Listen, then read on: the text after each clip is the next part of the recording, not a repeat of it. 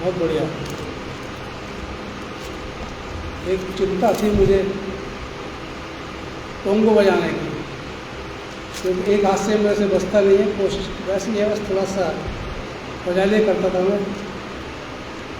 तो मैं सोच रहा था कि कोई तैयार हो, तो खुदा ने सुन लिया। आया तो आप तैयार हो गए, अच्छा बजाया आपने और वर्शिप भी आपने करी। तो अब आप लोग अगर मेरी बात मानो, मेरी नहीं खुदा के लिए, तो ऐसे ही क्या करो हर संडे, ठीक है। बाकी भरोसा मत करना किसी पे, मैं भरोसा करके देख चुका हूँ, कोई सपोर्ट नहीं करेगा, ठीक है। आप लोग, क्योंकि आपकी मम्मियाँ नहीं है ना, इसलिए सही चलोगे आप लोग। तो ध्यान रखिएगा, आप लोग कर लेना, अच्छा लगा। और धीरे धीरे आप लोग प्रैक्टिस में आ जाओगे, खुल जाओगे, कोई बात नहीं, ठीक है। चलो, खुदा बरकत दे आपको। आज का जो टॉपिक है वो है अक्लमंद औरत, और इसका मुख्य पद आपको मिलेगा पहला पतरस 3 बाब 6। पढ़िए जरा।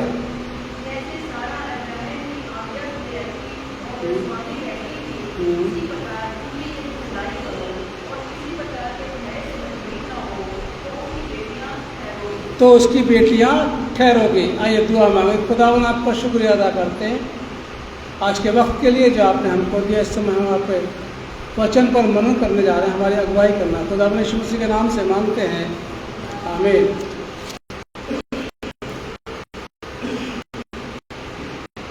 यदि ऐसा ही करोगी जैसे सारा करती थी, अगर ऐसे रहोगी, औरतों के लिए बोला जा रहा है ये, तो खुदा की बेटियां कहलाओगी। सवाल पैदा ये होता है, पतरस ने इस चीज़ के लिए बोला है, तो बाकी की क्या बेटियां नहीं खुदा की? सोचने वाली बात है ये। देखिए, अगर तुम ऐसा करोगे तो खुदा की बेटी ठहराओगी,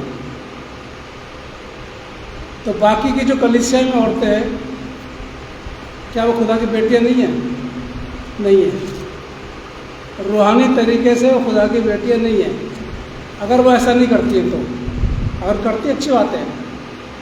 तो इसलिए आज एक अक्लमंद औरत की बात करेंगे हम।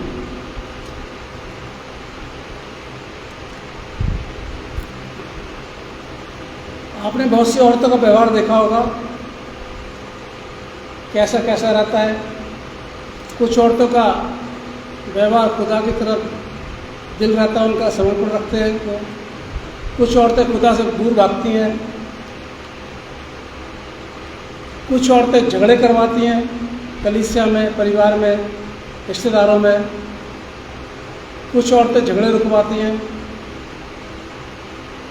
कुछ औरतें समस्या का समाधान करवाती हैं, और कुछ औरतें समस्या पैदा करती हैं। कुछ औरतें अपने बच्चों को खुदा के काम में आगे बढ़ाती हैं, और कुछ औरतें अपने बच्चों को खुदा काम में पीछे करती, मना करती कि मत काम करो, काम मत करो, तो ऐसे पीछे करती हैं। और कुछ औरतें कहती नहीं, जाओ खुदा का काम करो, कोई बात है तो उसको पूरा करो। कुछ औरतें अपने शौहर के कान भरती हैं, कानाफूसी करती हैं दूसरे के प्रति, खासतौर से कई साल के प्रति, ताकि ईश्वर उनकी बातों में आ जाए, और आ भी जाते हैं, बाबू सोना करके आ भी जाते हैं। और कुछ औरतें बहुत सी बातों को पर्दा डाल के छिपा देती हैं, अपने शौहर से भी वैसे भी कान नहीं भरती हैं। ऐसी औरतें कलीसिया मिल जाती हैं, अच्छी भी बुरी भी। मैंने आपको बताया इनके बारे में, और भी कुछ है। अब ये बात आपको देखना है कि आप इनमें से कौन सी औरत है। सबसे बड़ी चीज़, 2 ही औरतें बैठी हैं, आप कौन सी औरत हैं? आज हम 2 औरतों के बारे में बात करेंगे। अबीगैल एक अक्लमंद औरत। निकाल लीजिए पहला शमूएल 25 अध्याय निकालिए आप लोग। पहला शमूएल 25 अध्याय निकाल कर रखिए। अबीगैल ये एक अक्लमंद औरत है। मोआब में एक पुरुष रहता है। ये पहला शमूएल 25 का मैं दूसरे पद से कर रहा हूँ, आप देखते रहिए। एक शख्स रहता है जिसका नाबाल नाम है, बहुत पैसे वाला है, बहुत धन दौलत है उसके पास में, और उसकी बीवी है जिसका नाम अबीगेल है। अबीगेल सॉफ्ट है, और नाबाल जो है बड़ा सख्त है, कठोर है, बात बात पे गुस्सा भी करता है वो।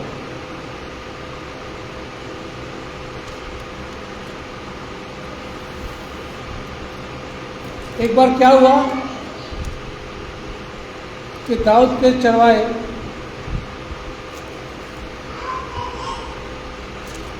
दाऊद ने भेजा नाबाल के पास। नाबाल अपनी भेड़ बकरियों का ऊन कतर रहा था। दाऊद के सेवक गए और बात करी कि भाई तू कुछ उसमें से, हमने देख तरह को नुकसान नहीं किया, तुम हमारे साथ रहते थे, हम अच्छे से रहे, अब इसमें से कुछ जो है अपने बेटे दाऊद को दे दे। ये नाबाल बड़ा गुस्सा हुआ और क्या बोलता है, और 9 पढ़ी जरा से, क्या 25 का 9 पढ़िए जरा। हाँ।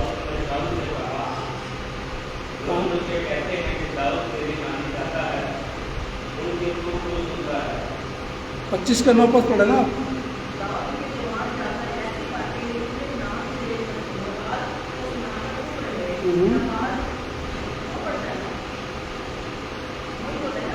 नाबाल ने दाऊद के जनों को,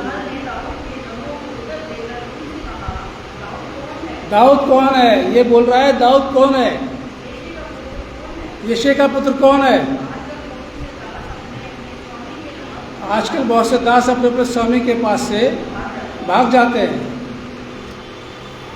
इन लोगों ने, दाऊद के लोगों ने नाबाल के साथ, चरवाहों के साथ बड़ा अच्छा व्यवहार किया, प्रेम पूर्वक व्यवहार किया, कोई लड़ाई झगड़ा नहीं किया। और दाऊद ने सिर्फ यही बोला था कि थोड़ा सा उनका है हमको दे दो। और देख लीजिए एहसान फरामोश क्या बोलता है। दाऊद कौन है, यिशै का पुत्र कौन है, मैं तो उसको नहीं जानता। अब ये बात जो है दाऊद के मालूम पड़ी, दाऊद के लोगों ने जाके दाऊद से बोल दिया कि वो तो ऐसे बोल रहा है, तुम्हारे लिए तुमको जानता भी नहीं है। दाऊद को बड़ा गुस्सा आया। 13 पद में आ गया हूँ मैं। दाऊद को बड़ा गुस्सा आया। उसने कहा अच्छा ऐसा बोला उसने, मैं उसको मारूंगा, उसको पूरे ख़ानदान को मैं ख़त्म कर दूंगा। ये बात नाबाल के कर्मचारी ने, 14 पद में आ गया हूँ, उसकी बीवी अबीगेल को जाके बता दिया कि दाऊद के लोग हमारे साथ अच्छा व्यवहार करते थे, हमारा कोई नुकसान नहीं किया, उन्होंने हमसे प्यार से बात करते थे, और देखो उन्होंने कैसे किया। उसको बोल रहे हैं कि दाऊद कौन है, दाऊद को गुस्सा दिला दिया। अब दाऊद है सबको मारने के लिए आ रहा है, अब तू फैसला कर मालकिन, तू क्या करना चाहती है, क्योंकि वो तो सबको मार देगा दाऊद। नाबाल ने ऐसी हरकत करी है। अबीगेल तुरंत उठी, उसने कुछ सामान लिया, अंजीर की टिक्कियाँ ली, गेहूँ लिया और भी बहुत सी खाने आने की चीज़ें ली, गधे पे ला दी और सेवक से बोला कि मेरे पीछे पीछे चला तू। इधर ये जा रही थी, तो दाऊद आ रहा था मारने के लिए नाबाल के परिवार को। अबीगेल का आमना सामना होता है दाऊद से। 23 पद में आ गया हूँ मैं। और दाऊद से बोलती है कि मेरा पति तो मूर्ख है। नाबाल का मतलब मूर्ख, आप देख लीजिएगा स्टार लगा हुआ है नाबाल के नाम पे, नीचे देखना मूर्ख लिखा हुआ है, यानी बेवकूफ़। कह रहा मेरा पति तो बेवकूफ़ है, उसे समझ नहीं है कि कैसे किससे बात करनी चाहिए, गर्म मिजाज का है वो। ऐसा बोल दिया उसने। पर मैं माफ़ी मांगती हूँ, हमारा नुकसान मत कर, तू तो बहुत अच्छा महाराज है, हमें पता चला है कि तूने हमारे लिए बहुत अच्छा किया है, अब तू उनका कोई नुकसान, हमारा कोई नुकसान मत कर। बहुत सी बातें बोली है उसने। लास्ट में दाऊद समझ गया, दाऊद भी बोला कि कोई बात नहीं, मैंने उस गलती को माफ़ कर दिया है, मैं अब कोई झगड़ा तुम लोगों से नहीं करूँगा, क्योंकि तुम लोगों ने अपनी गलती मान ली है। अब आगे तो खैर वो मर गया बाद में, तो आगे ये टॉपिक नहीं मेरा, इसके आगे का नहीं ये टॉपिक। बात यहाँ पर क्या है, अबीगेल ने बहुत बड़ी लड़ाई रुकवा दी अपनी बुद्धिमानी से। अगर कोई और बीवी होती मसीह समाज की, तो इतने में तो बाप रे बाप, अच्छा उसने ऐसा बोला, आने दो उनको, देखो जी ऐसे तुम जा रहे हो तुम्हारा, हाँ चलो जाओ मैं भी चलती हूँ, चर्च खत्म होते पकड़ लेंगे उसको हम। ये होता है आजकल की औरतें जो मसीह समाज की हैं, ज़्यादातर ऐसे ही करती हैं, ज़्यादातर ऐसे ही करती हैं। झगड़ा करने आएंगी चर्च के अंदर, अगर कलीसिया किसी मेंबर से कोई बात हो गई है, उसके बच्चे ने कोई शिकायत कर दी, तो चर्च में बैठे बैठे इंतज़ार करती रहेंगी कब झगड़ा करें। बहुत से चर्च में पादरी साहब से कोई बात हो जाती है तो इंतज़ार करती रहती हैं, चर्च जैसी खत्म हुआ वैसे ही पैसा का ऑफिस पहुँच जाए, पैसा अब आपने ऐसा क्यों बोल दिया, ऐसा क्यों बोल दिया, ऐसा क्यों बोल दिया। और साथ साथ उनके पीछे पीछे उनके वो गुलाम होते, जोरू गुलाम, वो भी खड़े रहते हैं बिल्कुल ऐसे को कैसे, वो भी हूँ करते रहते हैं। लेकिन इस औरत ने, इसकी इतनी बड़ी अक्लमंदी, इसने अपने पूरे ख़ानदान को, अपने पूरे लोगों को बचा लिया, अपनी गलती मान ली, दाऊद के गुस्से को ठंडा कर दिया। आज की कलीसिया की औरतें ऐसे ही होना चाहिए। कलीसिया में अगर कोई झगड़ा होता है, घर में कोई झगड़ा होता है, रिश्तेदारों में कोई झगड़ा होता है, तो बात को संभालें, बात को संभालें और कंप्रोमाइज़ कराने की कोशिश करें। पर ऐसा मुश्किल है, बहुत कम होता है। समझो तो कितना मर्जी सरमन दे दो भाई, ये इनको याद रहता है बस, राजेश को मेरा सरमन हर बारी। कल भी बता रहे थे, कल इनके मकान की मुहूर्त था, करवाया था उद्घाटन, कल भी बता रहे थे, भाई साहब ने तो बोल दिया था देखो ये वाला सरमन में बात करी थी, तो इनको तो याद रहता है, घर बाकी का तो मुझे नहीं पता। खैर, घर की औरत का सबसे बड़ा महत्व ये होता है कि अपने पति को गलत काम करने से रोके, बल्कि उसको उकसाई नहीं, यहाँ से उकसा देते हैं, यहाँ उकसा देते हैं, ऐसे होते हैं, फिर आते हैं उड़ते, हाँ आपने ऐसे कैसे कर दिया, मैं ऐसा करती हूँ, मैं वो ऐसे करेगी, मैं ऐसे करेगी, ऐसा होता है यहाँ पर। ठीक है, चर्च की लड़ाई को रोकना, क्योंकि अगर चर्च में झगड़ा होगा तो आत्मिक उन्नति कम हो जाएगी, चाहे लोग कम आए चाहे कुछ भी आए। एक है भाई बात कर रहे थे मुझसे, याद आ गया मुझे इसलिए बताया था मैं, अरे पैसा उनके यहाँ तो बहुत लोग आते, हर संडे 2500 लोग आ जाते हैं, जगह कम पड़ी थी तो और उन्होंने ले ली ज़मीन, बनवा दिया, पैर रखने की जगह नहीं होती। नाम नहीं बताऊँ किसकी बात कर रहे थे, तो पैसे आते हैं, कितने आते हैं, मैंने कहा 2 या 3, मैंने एक मैं पहला, मेरी बीवी 2, एक कोई तीसरा आ जाता है तो क्या फ़ायदा। मैंने कहा बाइबल में क्या लिखा हुआ है, पढ़, मैंने पढ़ो यीशु मसीह ने क्या बोला है, क्या बोला है, मैंने कहा पढ़ो, लिखा है जहाँ मेरे नाम से 2 या 3, तो मैं, मेरी बीवी और एक तीसरा कोई आता है 3, वहाँ पर मैं अपनी हाजिरी दूंगा। बाइबल में कहीं ये नहीं लिखा कि वो वाले पैसा के ऊपर 2500 लोग जाते तो मैं जाऊँगा। मैं बुराई नहीं कर रहा हूँ, मुझे अच्छी बात है, जाना चाहिए, कोई बात नहीं, ठीक है, लेकिन ये कहना कि साहब आपके यहाँ कितने आते हैं, एक आए थे पिछली बार भी आए थे, बिजनेस ब्रांड में जॉब दे दिया था उनको, पता नहीं क्या बात है। अरे तुम पहली बार आए हो भाई, तुम्हें पता है नहीं कुछ यहाँ का, हर संडे का पता है नहीं लोग क्या आते, कितने आते कितने नहीं आते हैं, त्योहार पे कितने आते हैं, वैसे बुलाने पे कितने आते, तो पता था नहीं, लोग बहुत कम आते हैं। अरे तुम अपना काम करो, जाओ, बात खत्म है। पता नहीं क्या बात है, इंक्वायरी करना शुरू कर देते, पहली बार आते इंक्वायरी पहले करते, लोग बहुत कम आते। तुम्हें इससे क्या मतलब, इस चर्च में लोग कम आ रहे हैं, लोग ज़्यादा आ रहे हैं, आप लोगों को मतलब होना चाहिए, जो आप लोग रेगुलर आ रहे हैं, आप सवाल कर सकते हैं, आप सवाल कर सकते हैं कि पैसा वैसा क्यों है। ये पहली बार आए और पता नहीं कहाँ इधर नहीं निकलते, पता नहीं इधर निकल जाते हैं, पता नहीं क्या बात है, यहाँ आकर के चुम्बक है, पता नहीं इधर की तरफ उधर निकल जाते हैं, समझ में नहीं आया मेरे को। मैं इधर देखा, इधर निकले तो मैं बुलाऊँ उनको, बात करूँ उनसे, लेकिन वो निकल गए। खैर, कलीसिया में लोग कम आया ज़्यादा है, फ़र्क नहीं पड़ता, लेकिन कलीसिया में झगड़ा नहीं होना चाहिए, न 2 में न 2000 में। अगर ऐसी स्थिति आती है तो कलीसिया की औरतें चाहे 1 हो चाहे 10 हो, कलीसिया की औरतों का ये दायित्व बनता है कि वो झगड़े को रुकवाएं। अगर उनके पति गर्म दिमाग वाले, मुझे सुनने में आता है अरे वो पैसे बहुत गर्म दिमाग वाले हैं, बीपी बड़ा हाई हो जाता है, भाई साहब पादरियों का बीपी अगर हाई हो गया ना तो यीशु मसीह संभालेगा बस, बाकी कोई नहीं संभाल सकता। जिस पादरी का बीपी बस हाई होता नहीं है, लेकिन बहुत ज़्यादा जब अगर हाई हो गया तो सिर्फ यीशु मसीह आगे से बात करता उस पादरी को, बाकी न सुन ले किसी से भी। खैर, कलीसिया की औरतें कलीसिया की उन्नति के लिए बात करें, ना कि झगड़े के लिए बात करें। कलीसिया की औरतें अपने घर में जाकर के अपने बच्चों को, अपने पति को बात करें, ऐसा नहीं होना चाहिए, ऐसा नहीं होना चाहिए। तब जाकर के कलीसिया की उन्नति होती है। जैसे मैं पिछली बार बता रहा था कि अगर घर का मुखिया आएगा तो फैमिली भी आएगा, और घर का मुखिया नहीं आएगा तो परिवार भी नहीं आएगा।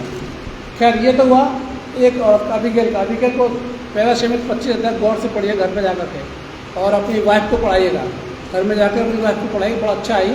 इसको 2-3 बार आप पढ़ेंगे तो आपको बहुत अच्छा लगेगा, बहुत कुछ सीखने में आपको इसको मिल जाएगा, फिर आप आगे बढ़ेंगे। दूसरी औरत की बात करते हैं कि उसने अपने पति को गुनाह करने से रोक दिया। निकाले मत्ती 27। आप जानते हैं पिलातुस की पत्नी, पिलातुस को सामने यीशु मसीह हैं, लोग बाग उनको दोषी ठहरा रहे हैं, कह रहे हैं इसने गुनाह किया है, ये दोषी है, इसको सजा दे दो, इसको सजा दे दो, बरअब्बा को छोड़ दो। पिलातुस की पत्नी ने अपने पति से बोला, देख तू इस धर्मी के मामले में 19 पद हाथ मत डालना, क्योंकि मैंने रात को दर्शन देखा है, अगर कुछ भी बात हुई तो बहुत बड़ी विपत्ति हमारे ऊपर आ जाएगी। पिलातुस को उसने इतने बड़े गुनाह करने से रोक दिया। क्या आज कलीसिया की औरतें गुनाह करने से रोकती हैं? अपने पति को बुराई करने से रोकती हैं? पतरस कहता है ऐसी स्त्रियां दिखावटी सजावट ना किया करें, बल्कि रूहानी दिखावट किया करें। हो सकता है उनके विश्वास को देख करके उनके पति भी विश्वास में आ जाए, विश्वास को पकड़ लें। ऐसा होना चाहिए। अगर घर की औरत विश्वास में है, आगे बढ़ रही है, खुदा की तरफ जा रही है, बच्चे देख रहे हैं, पति देख रहा है, दुआ करती है, सुबह उठ के रात को दुआ करते हैं, ये चढ़ जाने के लिए विचलित होती है, चढ़ जाएंगे, मैं अकेली जा रही हूँ।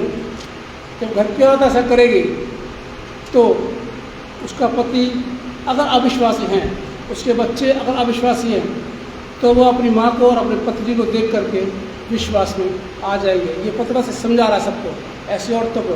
बाकी तो मसीह समाज में तो ऐसी औरतें नहीं हैं, मैंने देखी नहीं। मैं इतनी बड़ी बड़ी कलीसिया